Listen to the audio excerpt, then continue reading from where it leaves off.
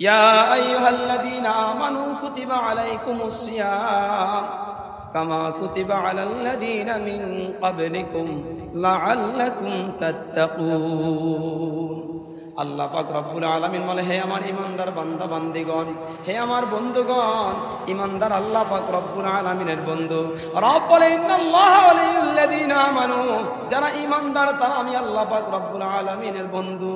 ওয়াল্লাযীনা আমানু আশাদ্দু হুব্বান লিল্লাহ, কারণ ইমানদার বান্দা যারা তারা আমি আল্লাহ পাক রব্বুল আলামিনকে ভালোবাসে, আমি আল্লাহ পাক রব্বুল আলামিনকে মুহাব্বত করে। আর আমার যে বান্দা আমি আল্লাহ পাক রব্বুল আলামিনকে ভালোবাসলো, আমি আল্লাহ পাক রব্বুল আলামিনকে মুহাব্বত করলো, না না না, আমি আল্লাহ মুহাব্বত না করতে পারি না। আমি আল্লাহ পাক রব্বুল আলামিন ইন্নাল্লাহা ওয়ালিয়ুল্লাযীনা আমানু, আমার ঈমানদার বান্দা বান্দীদেরকে বন্ধু বানাইয়া নিলাম। আচ্ছা, বন্ধু যদি বন্ধুর কাছে একটা আবদার করে, বলেন তো রাখে কি না রাখে? রব ডাক দিয়ে বলে, ইয়া আইয়ুহাল্লাযীনা আমানু, হে আমার বন্ধুরা, হে ঈমানদার আমার বান্দা বান্দিরা, কুতিবা আলাইকুমুস সিয়াম, তোমরা রোজা রাখো, কামা কুতিবা আলাল্লাযীনা মিন ক্বাবলিকুম। মনে করেন আপনার বন্ধু আপনাকে বলল, বন্ধু তুমি এই কাজ করো, তাহলে তোমাকে আমি একটা হাদিয়া দেব। ও বন্ধু, তোমাকে আমি একটা আবদার করব, একটা কাজের কথা বলবো।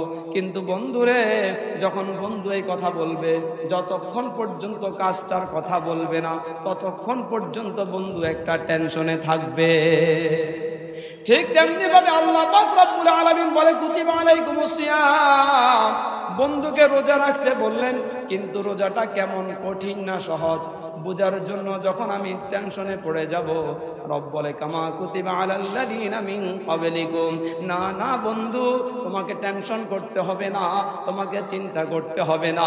বন্ধু, এই রোজা তোমার বাবা রেখেছিল, তোমার দাদা রেখেছিল, তোমার পূর্ববর্তী যত আমার বান্দা ছিল, ঈমানদার মুসলমান বান্দাগুলো এই রোজা রেখেছে।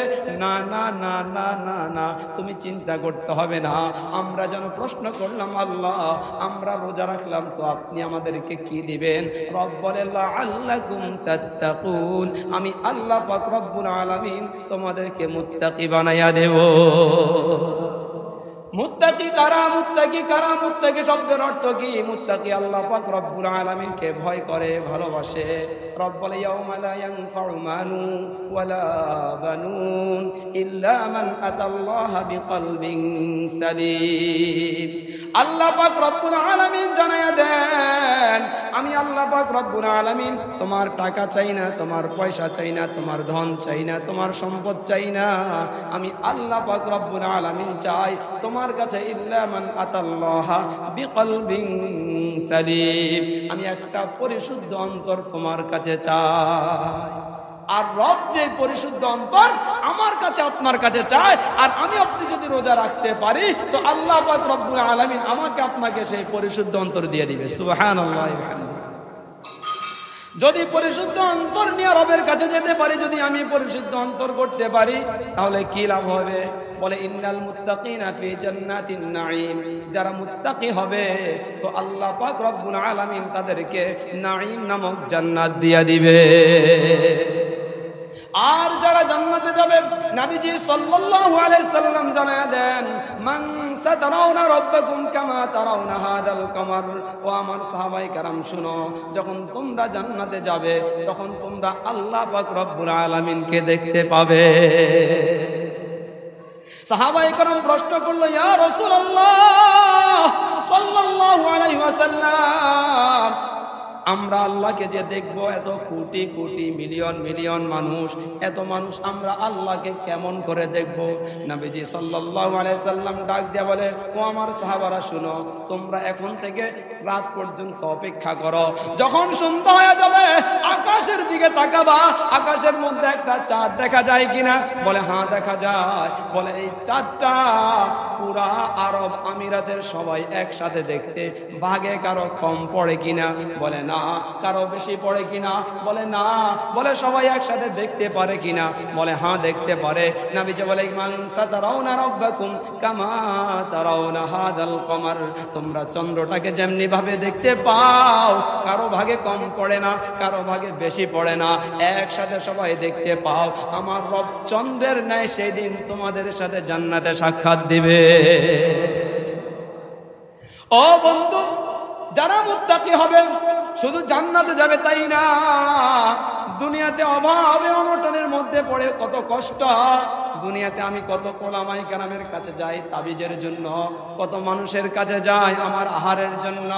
রব বলে ওমাই ইয়াত্তাকিল্লাহ ইয়াজআল লাহু মাখরাজা ওয়া ইয়ারযুকুহু মিন হাইসু লা ইয়াহতাসিব। আল্লাহ পাক রব্বুল আলামিন বলে যারা মুত্তাকি হবে, যারা তাকওয়া অবলম্বন করবে, যারা আল্লাহ পাক রব্বুল আলামিনের ভয় যাদের অন্তরের মধ্যে ঢুকাতে পারবে, তো আল্লাহ পাক রব্বুল আলামিন তাদেরকে কোথায় থেকে রিজিক দেবে একমাত্র আল্লাহ ব্যতীত কেউ কল্পনা করতে পারে না। তাদের যাহা প্রয়োজন তা দিয়ে দিবে। লাহুমুল বুশরা ফিল হায়াতিদ দুনিয়া ওয়া ফিল আখিরাহ।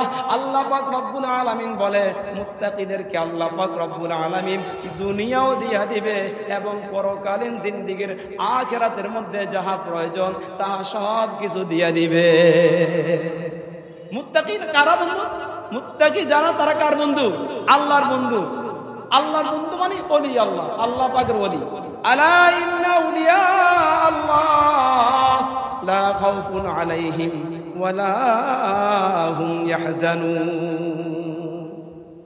আল্লাহ পাক রব্বুল আলামিন বলে যারা আমার আউলিয়া, যারা আমার বন্ধু, যারা মুত্তাকি, যাদের অন্তরে আমি আল্লাহ পাক রব্বুল আলামিনের ভয় আছে, মুহাব্বত আছে, ভালোবাসা আছে, তাদের দুনিয়াতে কোনো ভয় নাই, দুনিয়াতে কোনো চিন্তা নাই এবং আখিরাতেও তাদের কোনো ভয় নাই।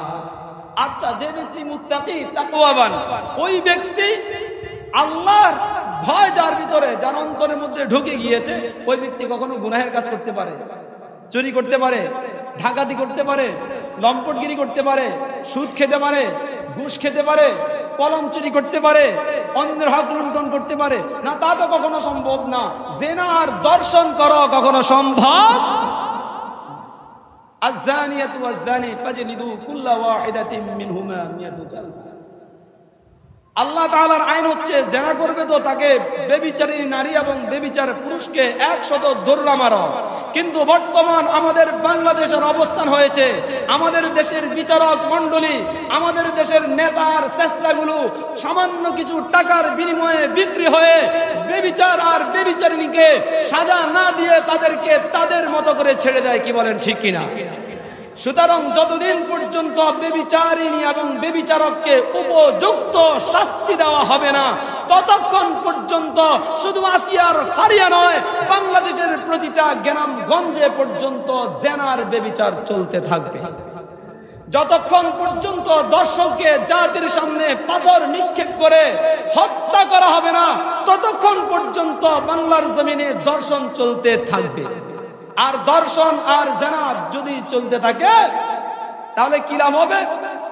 আমি আর আপনি গরিব হয়ে যাব, অর্থ থাকবে, সম্পদ থাকবে, কিন্তু বরকত। আয-যিনাউ ইউরিসুল ফাকরা, নবীজি সাল্লাল্লাহু আলাইহি সাল্লামের কথা, আমার কথা না। নবীর কথা সত্য না মিথ্যা?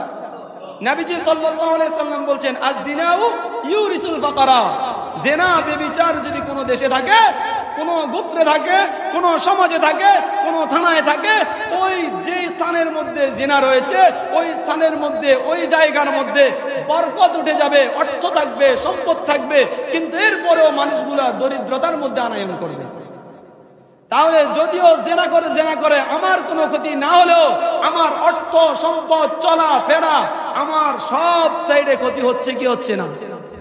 আযাব যদি বয়ে আসে শুধু তার জন্য একা আসবে না, আমার জন্য আসবে। এই জন্য আমাকে তার প্রতিবাদ করতে হবে। বলছিলাম কি, যে ব্যক্তি তাকওয়াবান ওই ব্যক্তির দ্বারা কখনো জেনা বেবিচার হতে পারে না, এক কথায় কোনো গুনাহের কাজ হতে পারে না। রমাদানুল মুবারকে আমাদের দ্বিতীয় কাজ হচ্ছে ইফতার করা। এখন আমাদের তো এমন এক অবস্থা, রমাদানুল মুবারকের মধ্যে আমরা শুনছি যে শয়তানকে বেঁধে রাখে, কিন্তু নফস শয়তান তো আছে। নবীজি সাল্লাল্লাহু আলাইহি ওয়াসাল্লাম নিজে বলেছেন, ইযা দাখালা শাহরু রমাদান ফুতিহাত আবওয়াবুল জান্নাহ আগুল্লিকাত আবওয়াবু জাহান্নাম আসুলসিলাতিশ শায়াতিন। নবীজি সাল্লাল্লাহু আলাইহি সাল্লাম জানায়া দেন, রমাদানুল মুবারক যখন শুরু হয়ে যায় তো আল্লাহ পাক রব্বুল আলামিন তখন জান্নাতের দরজাগুলো খুলে দেন। রমাদানুল মুবারক যখন শুরু হয়ে যায় আল্লাহ পাক রব্বুল আলামিন জাহান্নামের দরজাগুলোকে বন্ধ করে দেন। আসুলসিলাতিশ শায়াতিন, এবং শয়তানকে আল্লাহ পাক রব্বুল আলামিন কড়া দিয়ে আবদ্ধ করে দেন। ইদা দাখালা শাহরু রমাদান আতলাকু আসিরিহু ওয়া আতা কুল্লা সাইর। রমাদানুল মুবারক যখন শুরু হয়ে যায় তো আল্লাহর হাবিব পিয়ার নবী মুহাম্মদুর রাসূলুল্লাহ সাল্লাল্লাহু আলাইহি সাল্লাম কয়েদিদেরকে, বন্দীদেরকে মুক্তি দিয়ে দিতেন, সুবহানাল্লাহ। এবং শ্রমিকদের কাজকে সীমিত করে দিতেন, স্বল্প সময়ের মধ্যে দিয়ে দিতেন, গোলামদেরকে আজাদ দিয়ে দিতেন। এখন আমাদের তো অবস্থা এমন হয়েছে, আমরা রমাদানুল মুবারক যদি আসে আমরা বলি যে এখন আর খাবারের প্রয়োজন নাই, যেখানে কাজ করতে 12টা পর্যন্ত, প্রয়োজনে করবে 4টা পর্যন্ত, হয় কি হয় না? কিন্তু অথচ আমি যদি আমার শ্রমিককে কাজের মধ্যে যদি আমি সময় কমাই দিতে পারি নবীজির সুন্নাহ মনে করে, তাহলে কি লাভ হবে? আমার সুন্নত পালন করলো, ফাকাদ আহাব্বানি, সে আমাকে ভালোবাসা হলো, ওমান আহাব্বানি, ভালোবাসবে, আনা মাই ফিল জান্নাহ, সে ব্যক্তি আমার সাথে জান্নাতে প্রবেশ করবে। তাহলে আমি যদি সুন্নাহ মনে করি নবীজি সাল্লাল্লাহু আলাইহি সাল্লামের এই সুন্নত মেনে যদি আমি আমার গোলামকে আজাদ করে দিতে পারি, শ্রমিককে যদি আমি কাজের মধ্যে সহজ করে দিতে পারি, তাহলে এই সুন্নতের বদলতে আল্লাহ তাআলা আমাকে নবীর সাথে জান্নাত দিতে পারে কি পারে না? দ্বিতীয় আমল বলছিলাম কি, ইফতার। ইফতারের এমন এক মুহূর্ত হয়েছে, আমাদের দেশের এমন কিছু গরিব মানুষও পাওয়া যায় যারা বলে ইফতারের মধ্যে শুধু শুধু আমাদেরকে দাওয়াত দিবে, এখানে আবার কোটিপতিদেরকে কেন দাওয়াত দিবে? আছে না নাই? অথচ আল্লাহ পাক রব্বুল আলামিন শুধুমাত্র রোজা কোটিপতিদের উপর রেখেছে না গরিবদের উপর রেখেছে? শুধু গরিবদের উপরেও না, আবার শুধু কোটিপতিদের উপরেও না। এখানে আমার দেখার বিষয় কি, সালাতাতুল্লাহ তুরাদ্দু দাওয়াতুহুম as-সাইমু হাত্তা ইফতির ওয়াল ইমামুল আদিল ওয়া দাওয়াতুল মাজলুম। নবীজি সাল্লাল্লাহু আলাইহি ওয়াসাল্লাম জানায়া দেন, 3 ব্যক্তির দোয়া আল্লাহ পাক রব্বুল আলামিন কখনো ফিরাইয়া দেন না। কয় ব্যক্তির দোয়া? সর্বপ্রথম যে ব্যক্তির কথা বলেছেন as-সাইমু হাত্তা ইফতির, সর্বপ্রথম আল্লাহর হাবিব সাল্লাল্লাহু আলাইহি ওয়াসাল্লাম জানিয়ে দিয়েছেন, রোজাদার ইফতারের পূর্ব মুহূর্ত সময় যখন দোয়া করেন তো আল্লাহ পাক রব্বুল আলামিন তখন সেই দোয়া ফিরাইয়া দেন না। নবীজি সাল্লাল্লাহু আলাইহি ওয়াসাল্লাম আরো বলেন, ইন্না লিল্লাহি ইতকা ফি কুল্লি ফিতর ওয়া ফি কুল্লি লাইলাতিন ইতকা মিনান নার। নবীজি সাল্লাল্লাহু আলাইহি ওয়াসাল্লাম জানায়া দেন, রমাদানুল মুবারকে ইফতারের সময় যখন হয়ে যায় তখন আল্লাহ পাক রব্বুল আলামিন জাহান্নামের কয়েদীদেরকে মুক্তি দিয়ে দেন। ওয়া ফি কুল্লি লাইলাতিন ইতকা মিনান নার, নবীজি সাল্লাল্লাহু আলাইহি সাল্লাম জানায়া দেন, এবং রাত্রিতেও জাহান্নামী কয়েদীদেরকে মুক্তি দিয়া দেন।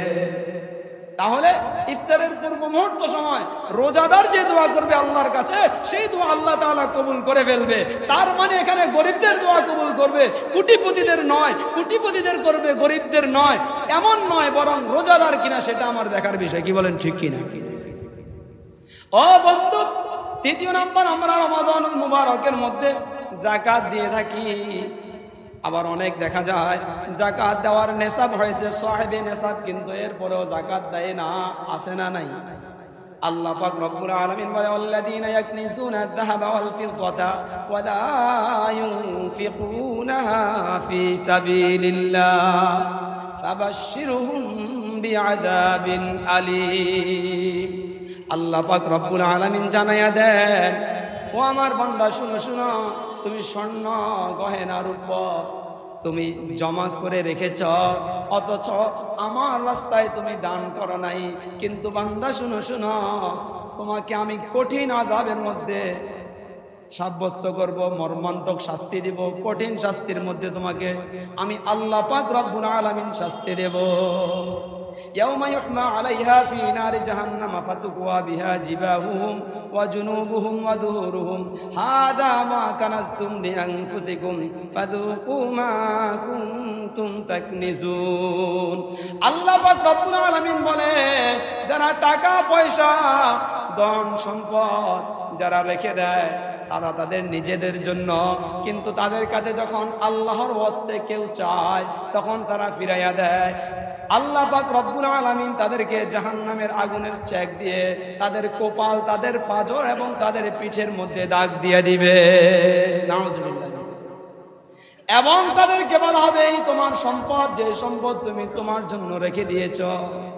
ও বন্ধু, এই দানটা, এই যাকাত আদায়টা কখন করব? মৃত্যু আসার পূর্বেই করতে হবে। আল্লাহ পাক রব্বুল আলামিন বলেন, আনফিকু মিম্মা রাযাকনাকুম মিন ক্বাবলি আন ইয়াতিয়া আহাদাকুমুল মাউত। আমার দেওয়া সম্পদ তুমি মৃত্যু আসার পূর্বেই আমি আল্লাহ পাক রব্বুল আলামিনের রাস্তায় ব্যয় করো। মৃত্যু কখন আসবে, আমার কখন আসবে আপনার কি বলতে পারি? ইযা জা আজালুহুম লা ইস্তাখিরুনা সাআতাও ওয়া লা ইস্তাকদিমুন। আল্লাহ পাক রব্বুল আলামিন হায়াতের যে সীমা দিয়েছে, এই সীমা থেকে 1 মিনিট কেউ আগেও যাবে না, 1 মিনিট কেউ পরেও যাবে না। কিন্তু আমার হায়াতের মধ্যে সম্পদ পেলাম, সব পেলাম, কিন্তু আল্লাহর রাস্তায় দান করলাম না। না করার পরে কিয়ামতের ময়দানে অথবা পরকালীন জিন্দেগিতে আমি গিয়ে বলবো কি, ফাসাদদাকা ওয়া আকুম মিনাস সালিহিন। ওগো আল্লাহ, আপনি আমাকে আরেকবার সময় দেন, আরেকবার সুযোগ দেন, আরেকবার আপনি আমাকে দুনিয়ার জমিনে পাঠান। আমার সকল সম্পদ আমি আল্লাহ আপনার রাস্তায় দিয়ে দেব, মসজিদে দিয়ে দেব, মাদ্রাসায় দিয়ে দেব, আল্লাহ গো যাকাত আদায় করব, ফিতরা আদায় করব। কিন্তু রব বলবে, ওয়ালা ইউআখিরুল্লাহু নাফসান ইযা জাআ আজালুহা। না না বান্দা, এই যে সময়টা আমি একবার দিয়ে থাকি দুনিয়ার জমিনে তোমাকে আমালকে পরিশুদ্ধ করার জন্য, আখিরাতের ফল, আখিরাতের ফসল উৎপাদন করার জন্য, এই সময়টা আমি দ্বিতীয়বার আর কাউকে দেই না। সুতরাং দ্বিতীয়বার এই সময় আর কারো কাছ থেকে কেউ আল্লাহ পাকের কাছ থেকে খুঁজে পাবে না। সময় থাকতে আমার কি করতে হবে? যাকাত আদায় করতে হবে। এরপর আমার যে আমলটা আসে সেটি হচ্ছে ইতিকাফ। আগামী জুমআ 20 রমজান আসরের নামাজের পরে আমাদেরকে কি করতে হবে? ইতিকাফে চলে আসতে হবে। আল্লাহ পাকের কাছে নবীজি বলতেছে যে, আল্লাহ আপনি তো আমার উম্মতদেরকে হায়াত কম দিয়েছেন।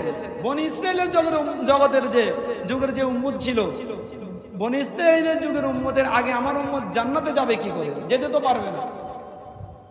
আল্লাহ পাক রব্বুল আলামিন বলে, ওগো আমার হাবিব শুনুন শুনুন, আমি রমাদানুল মুবারক দিয়ে দিলাম, আমি 10 থেকে 700 গুণ পর্যন্ত নেকি দিয়ে দিলাম। মান জাআ বিল হাসানাতি ফালাহু আশরু আমসালিহা।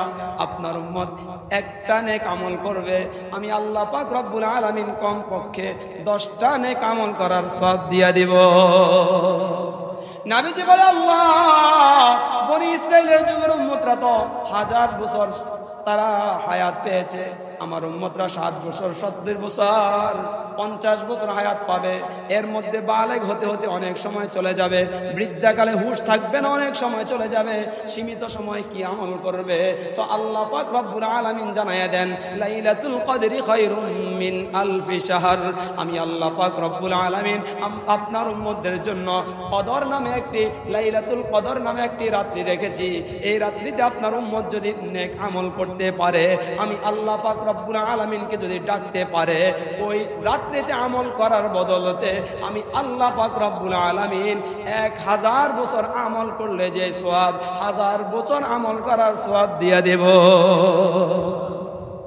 মান কামা লাইলাতুল কদরি ঈমানান ওয়া ইহতিসাবান গুফিরা লাহু মা তাকদ্দামা মিন যামবি।